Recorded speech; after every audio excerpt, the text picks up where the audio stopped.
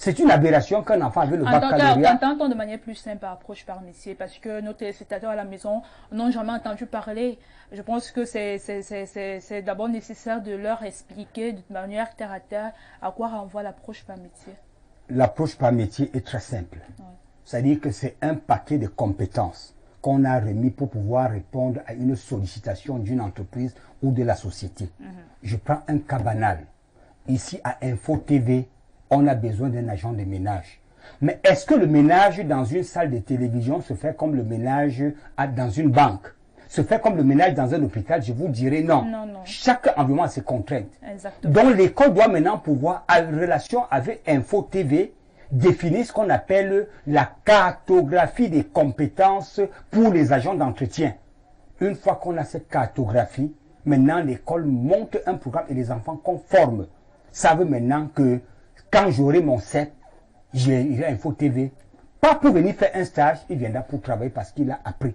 Et d'ailleurs même que des pays comme le Japon, les universités sont étroitement liées aux entreprises. Il n'y a pas d'université. Il y a même des entreprises même qui créent leur université. Pour que les produits qui sortent de leur université puissent répondre à leurs besoins. Voilà. Oui, on a. Mais ici, nos universités sont liées à quelles entreprises? C'est pour dire que l'approche par métier dissout tout simplement les stages professionnels qu'on entrepose, bien alors les stages académiques. Parce que si on parle d'approche par métier, et par exemple une université est en relation, comme vous avez pris l'exemple d'Info-Télévision, est en relation avec Info-Télévision pour définir les besoins d'Info-Télévision et mettre un ensemble de compétences sur pied, ça voudrait dire que cet enfant qui sort de cette université n'a plus besoin de faire de stage parce qu'il son stage déjà se fait à l'école, à l'université. Donc, ce système-là vient dissoudre les stages qui se font dans les entreprises. Je vais vous prendre un exemple. Nous avons le BTS, le HND, avec des stages obligatoires. Ils sont combien de titulaires de BTS et de HND qui actuellement sont en train de chercher l'emploi sans trouver? Le stage n'a réglé aucun problème. Parce que les entreprises même ne savent pas ce que c'est qu'un stage. Les écoles n'envoient pas des enfants en stage avec un cahier des charges. Avait un contrat dont les enfants vont en stage en complément d'effectifs et non en stage académique et professionnel. Ouais.